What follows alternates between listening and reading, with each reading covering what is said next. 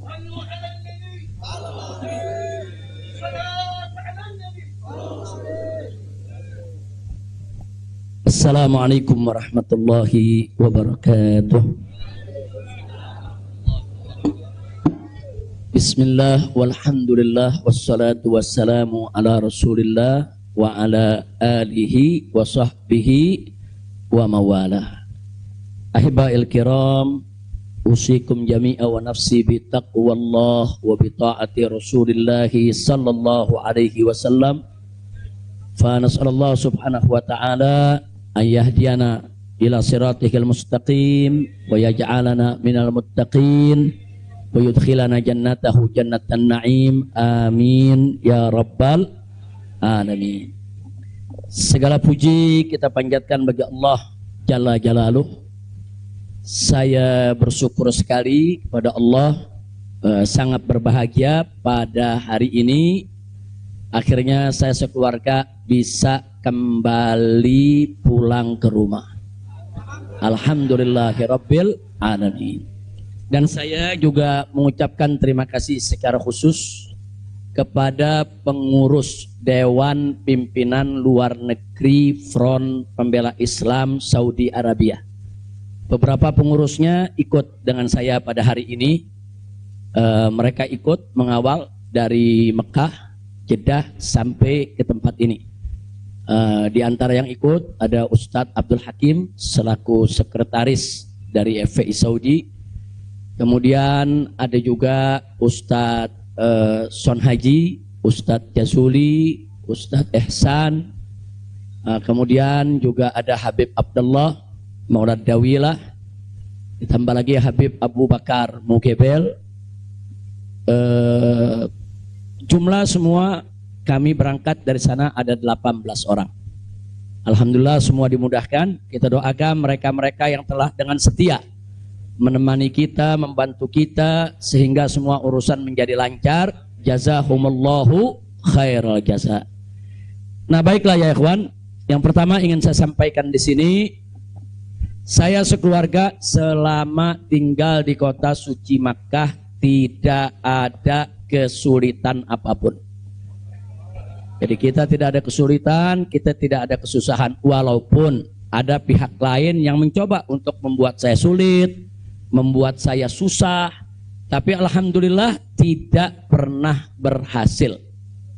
Wa yamkuruna wa yamkurullah wallahu khairul makirin. Jadi kalau saya malu sekali kalau saya harus katakan, oh di Mekah ini susah, kita diasingkan, kita dijauhkan. Enggak. Di Mekah nikmat, baladan aminan mubarakat. Kita mendapatkan kenikmatan di Mekah luar biasa. Di sini saya banyak kawan, sampai di Mekah saya dapat kawan juga tidak kalah banyaknya. Di sini kita punya jamaah, sampai di Mekah juga kita punya jamaah. Di sini kita punya pengajian, sampai di Mekah juga kita buka pengajian. Di sini kita punya gerakan dakwah, ternyata di Mekah juga kita buka gerakan dakwah. Jadi artinya nggak ada yang kurang. Bahkan sekali lagi kita katakan di Mekah ini tentu punya kelebihan yang luar biasa untuk ibadah 100.000 kali lipat ganjarannya. Sebetulnya kalau ingat 100.000 kali lipat kayaknya nggak mau pulang ya. Habib 100.000 kali lipat begitu sampai Tamburan satu lagi nilainya. Nah, di Petamburan nilainya 1, kalau di Mekah nilainya 100.000. Laulal wajibat dakwiyah, kalau tidak ada kewajiban dakwah di negeri ini saya tidak akan tinggalkan Mekah. Kita cinta Mekah, Mekah luar biasa, satu negeri yang memang penuh keberkahan. Baladan aminan mubarakat. Jadi sekali lagi selama kita di Mekah, alhamdulillah. Kalaupun ada sedikit tantangan-tantangan, sedikit kesulitan-kesulitan, tapi semua itu bisa atasi dengan mudah ya ikhwan. Nah baiklah. Kemudian yang perlu saya sampaikan juga ya ikhwan, di tempat ini kenapa muncul aneka ragam isyaat, yaitu isu-isu, gosip, rumor dan lain sebagainya. Katanya saya mau ditangkap lah, mau dideportasi lah, kemudian juga overstay lah dan seterusnya. Jadi yang ingin saya sampaikan di sini, ya saya memang overstay pada awalnya. Jadi sebulan sebelum visa saya habis, saya waktu itu mendapat pencekalan, tidak boleh pulang. Nah, tapi pencekalan tersebut bukan karena melanggar aturan, bukan. Bukan karena melanggar ketentuan keimigrasian, bukan. Jadi kalau ada mengatakan karena ada pelanggaran, ada pidana, bohong. Saudara, itu hoax, bahkan itu fitnah. Jadi saya dicekal li asbabin amniyah. Itu ditulis dalam surat cekalnya. Li asbabin amniyah, karena alasan keamanan. Nah, biasanya kalau alasannya melanggar di situ ditulis mukhalafatun nizam atau at-takhalluf anin nizam. Nah, itu namanya melanggar aturan. Enggak ada. Di dokumen saya tidak ada kalimat at-takhalluf anin nizam atau mukhalafatun qanun. Enggak ada. Yang ada adalah li asbabin amniyah, untuk alasan keamanan. Nah, tentunya saya tidak diam. Saya terus melakukan lobby dengan pemerintah Saudi, dengan otoritas Saudi. Ini asbabun amniyah yang bagaimana maksudnya, kemudian kenapa saya tidak bisa keluar, dan seterusnya. Ini terjadi pembicaraan yang cukup panjang ya ikhwan. Tapi memang mereka sendiri mengaku. Jadi saya ini di sana diperiksa oleh Badan Intelijen Saudi, saya diperiksa oleh Dewan Keamanan Saudi, saudara. Nah, belakangan, saudara, kenapa saya diperiksa? Mereka mendapatkan laporan sampah dari negeri ini ya. Jadi mereka bilang ini zubalah. Nahnu nahsul alal maklumat kadzibah. Kita mendapat informasi yang bohong. Bahkan mereka bilang zubalah. Zubalah itu sampah ya kawan. Informasi sampah tentang Anda. Jadi katanya saya ini buronan, melarikan diri, ada persoalan hukum yang saya hadapi. Saya ini katanya red notice. Kemudian ada lagi yang mengatakan kalau saya ini saudara orang politik yang selalu bikin keributan di mana-mana, nanti bahaya untuk keamanan Saudi. Nah, ini laporan-laporan semacam ini. Saya tidak mau menuduh siapa yang melapor, si A atau si B atau si C ya ikhwan. Tapi ini ada. Dan ini bukan laporan dari orang biasa. Kalau laporan dari orang biasa, saudara, nggak bakal dihiraukan oleh pemerintah Saudi. Ini tingkat negara. Ini bukan tingkat RT, bukan tingkat RW, ini tingkat negara. Negara Saudi mendapatkan laporan. Berarti yang memberikan laporan ini, saudara, ini tingkat tinggi juga. Nah, tapi ala kulihal semua kita buktikan. Mereka bilang, apa betul? Anda ini punya kasus hukum. Ada 2 kasus hukum, satu di Jakarta, satu di Bandung. Saya katakan kepada mereka, saya tidak punya kasus hukum. Mana buktinya? Saya punya SP3. SP3-nya saya terjemahkan ke dalam bahasa Arab. Kayaknya dalam sejarah nggak pernah ada SP3 diterjemahkan ke dalam bahasa Arab. Sebab kalau saya serahkan SP3, ya tentu kan polisi di sana nggak paham, intelijen di sana nggak paham apa isinya, apa maksudnya. Kita terjemahkan dalam bahasa Arab. Kita buat dokumen resmi, terjemah resmi. Jadi saya katakan, tuduhan apa yang Anda dapat dari pemerintah Indonesia? Oh, Anda ini melarikan diri dari Jakarta karena ada kasus hukum. Saya tunjukkan, ini SP3. Silakan Anda baca. Begitu mereka baca, mereka kaget. Loh, ini kan hukum sudah selesai. Kenapa kok masih dilaporkan Anda tetap bersalah? Jadi pemerintah Saudi sendiri yang menilai ya. Nah, kemudian yang kedua, waktu kasus Bandung, saya bilang juga udah nggak ada perkara. Punya SP3, saya terjemahin lagi SP3-nya. Saudara. Nah, terakhir mereka bilang katanya Anda ini dikejar-kejar badan intelijen dari negara Anda. Saya bilang enggak, saya enggak punya persoalan dengan badan intelijen. Oh, tapi ini ada laporan. Anda bisa buktikan kalau Anda tidak punya permasalahan dengan badan intelijen Indonesia. Punya. Loh, apa buktinya? Saya punya dokumen. Perjanjian antara saya dengan badan intelijen negara Indonesia. Saya terjemahkan lagi dalam bahasa Arab. Resmi di situ, saudara. Dan dokumen ini kan belum saya buka ke masyarakat ya ikhwan. Saya pikir nggak ada perlunya saya buka ya ikhwan, kecuali kalau darurat saya tunjukkan. Mereka kaget loh. Anda punya perjanjian begini bagus dengan negara, Anda tidak punya masalah. Kok dilaporkan macam-macam? Nah, ini yang jadi persoalan ya ikhwan. Ala kulihal, singkat cerita, kalau saya cerita terlalu panjang, saudara, akhirnya pemerintah Saudi ini, otoritas yang berwenang di bidang ini, mereka justru akhirnya minta maaf. Mereka bilang nahnu natawarrat, nahnu ghaltan. Kami salah, kami sudah melewati batas wewenang yang kami punya. kami minta maaf karena memang ini kesalahan dari informasi yang kami terima. Nah, jadi supaya Anda tahu, akhirnya mereka tidak mengganggu kita sama sekali.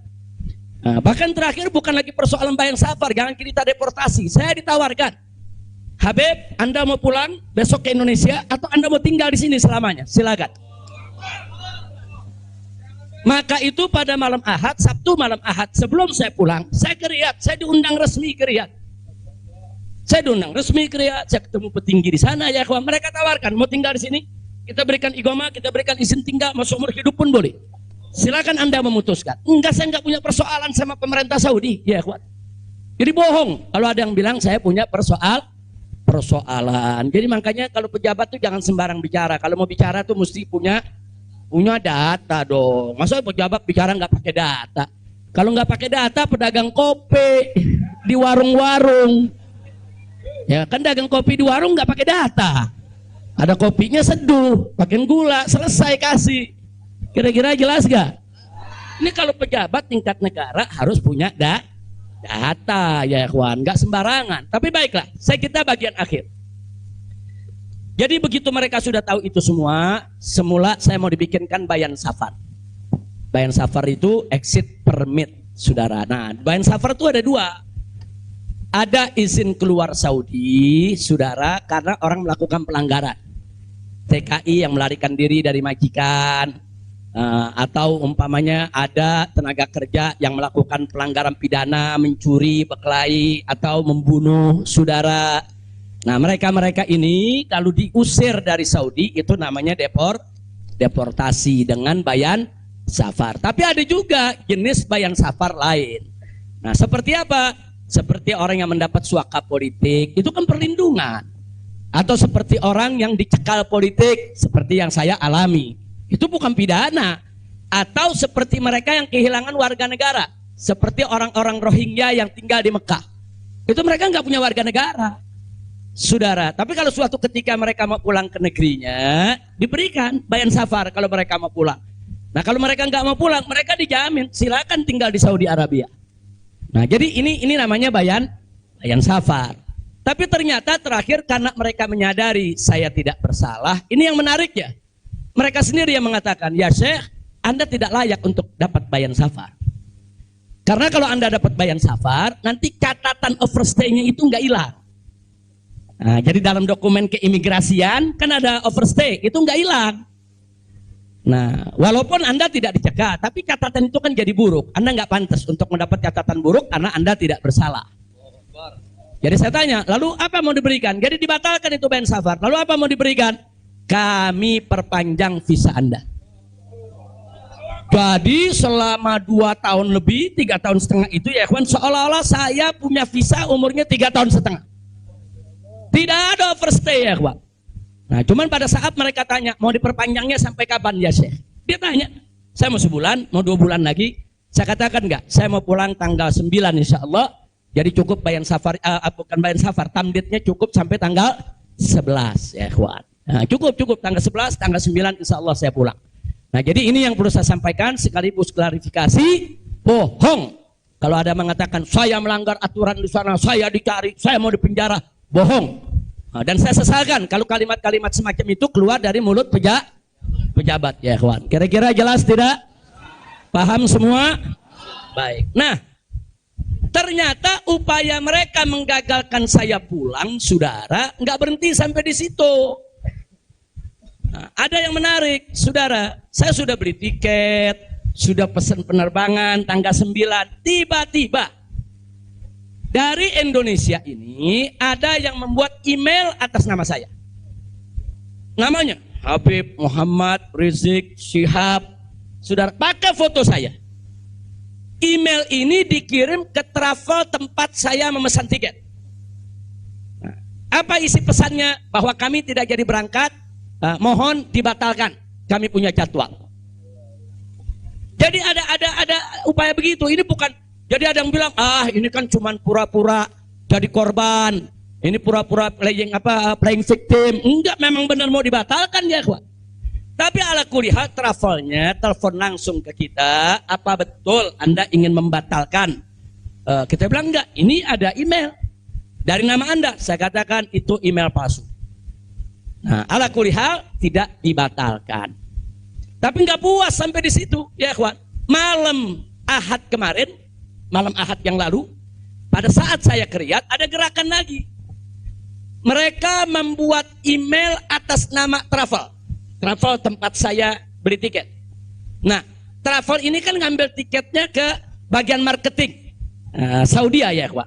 Ternyata kursi Saudi itu sudah diborong oleh marketing di Turki, di Istanbul. Jadi dibuatlah email atas nama travel, dikirim ke Istanbul. Minta supaya jadwal saya, istri dan 2 putri saya dibatalkan. Dan dibatalkan. Nah, jadi malam-malam Ahad itu sudah batal. Saya punya jadwal ya. Tapi saya katakan kepada teman-teman pengurus FPI di Mekah, jangan diumumkan. Diam, kalau diumumkan ini nanti. Kalau ini diumumkan ya ikhwan, padahal kita kan masih punya peluang untuk melawan itu. Kita masih punya peluang untuk memperbaharui. Kita masih punya peluang untuk beli tiket lain. Maka itu kita diam, tidak kita umumkan. Kalau yang pertama kita umumkan. Pembatalan yang pertama itu kita umumkan. Yang kedua tidak kita umumkan. Nah, tujuan saya kedua untuk tidak diumumkan apa? Supaya musuh-musuh, penjahat-penjahat, bajingan-bajingan yang membuat itu sudah merasa menang ya ikhwan. Nah, dia kan merasa menang, ketawa-ketawa, udah batal lo. Nah, besok kalau lo ke airport, begitu masuk ke counter, nama sudah tidak ada. Biarin aja dia senang ya kawan, nggak apa-apa, biar dia senang. Jadi sengaja kita biarkan. Nah, kemudian kita hubungi travel yang ada, kita minta untuk ganti kode booking. Nah, ada tambahan biaya, kita tambah biaya. Tetap kita minta tanggal itu untuk kita dapat kursi, dan kita dapat. Kita diam ya kawan. Kita nggak umumkan kalau kita punya tiket baru. Nah, ini kita tidak umumkan. Lancar semua. Tapi ternyata jebol juga informasi ke mereka kalau saya punya tiket baru ya, kawan. Lalu apa yang terjadi? Pesawat berangkat jam 7. Dari jam 11 siang saya sudah kirim orang untuk check-in. Jam 2 kita sudah full semua, kita sudah dapat check-in. Barang sudah masuk. Tiba-tiba jam 4 sore di airport dapat panggilan, saya punya putri yang satu tiketnya batal. Ini permainan gila-gilaan ini ya, kawan. Nah, kita tanya, kita konfirmasi ini bagaimana bisa batal ini? Ya alasannya katanya ada ATM palsu lah, ada orang mengaku bahwa ATM-nya dipakai lah, duitnya dicuri lah, dan lain sebagainya. Tapi tujuan dia, kalau saya punya putri itu batal, saya nggak bisa berangkat. Kenapa? Karena saya kafilnya. Nah, peraturan di Saudi nggak boleh kafil keluar. Saya ini kafilnya kalau anaknya tidak keluar. Kalau anak istri keluar, saya tidak keluar masih boleh. Tapi kalau saya keluar, sementara anak istri tidak keluar nggak boleh. Itu peraturan di Saudi. Jadi sekarang dia batalkan satu supaya saya nggak ikut berangkat ya, kawan. Nah, jadi ini terjadi. Nah, jam 4 sore itu kita berkutat. Tapi alhamdulillah, saudara, otoritas Saudi bantu kita. Mereka juga terkaget-kaget. Oh, ini ada apa ini, kok pembatalan bisa begini? Mereka nggak pernah alami ini semua ya, kawan. Nah, akhirnya jam 5 sore semua bisa teratasi. Jam 6 sore kita sudah masuk ke ruang tunggu dan jam 7 kita sudah bisa berangkat. Alhamdulillah. Nah, di sini yang saya ingin sampaikan ya, kawan. Kalau Allah sudah menentukan kita pulang, mau kekuatan apapun yang mencoba untuk menghalangi tidak akan pernah mampu untuk melawan kehendak Allah. Alhamdulillah. Dan Nabi sudah mengingatkan kita, saudara. Sudah mengingatkan kita dari jauh-jauh hari, hatta manusia dan jin ini bersatu untuk memberikan manfaat kepada engkau, tidak akan pernah bisa kecuali manfaat yang sudah ditetapkan oleh Allah. Begitu juga, saudara. Manusia dan jin rame-rame bersatu untuk mencelakakanmu, saudara. Tidak akan pernah kamu bisa celaka kecuali sesuatu yang sudah ditetapkan oleh Allah. Maka itu saya mengajak semua di sini belajar dari ini semua. Saudara, dekatkan diri kepada Allah, tingkatkan tawakal kita. Jangan takut dengan orang-orang yang ingin berbuat jahat kepada kita semua. Enggak usah khawatir. Wa yamkuruna wa yamkurullah wallahu khairul. Makin tancapkan dalam diri kita la haula wala quwwata illa billahil aliyil azim. Tancapkan itu ya, kawan. Jangan pernah takut.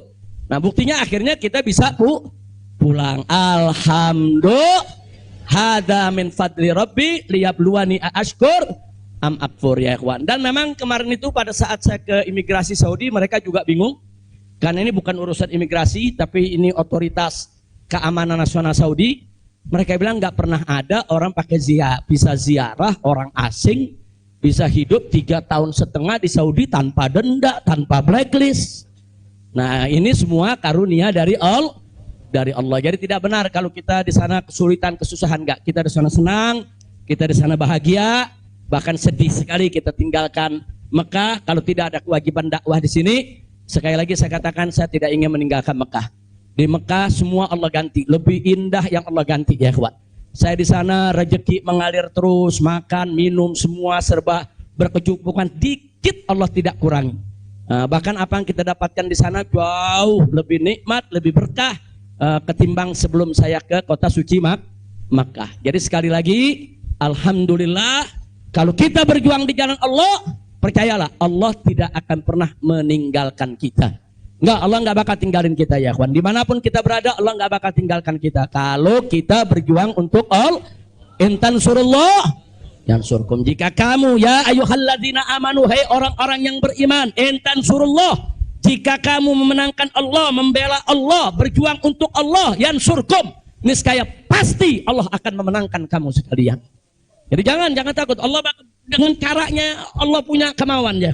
Allah akan selamatkan kita, Allah akan lindungi kita, Allah akan beri keberkahan kepada kita. Dan selama di Mekah, alhamdulillah, saya juga sudah menyelesaikan yaitu disertasi doktor saya sebanyak 1000 halaman ya kawan. Dalam bahasa Arab, alhamdulillah semua berkah. Dan saya punya putri juga yang tinggal di Mekah, akhirnya punya kesempatan menghafal Al-Quran.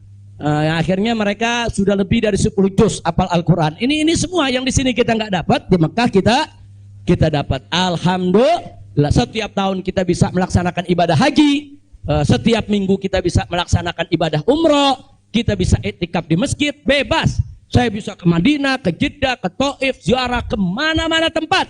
Tidak pernah dilarang oleh otoritas Saudi.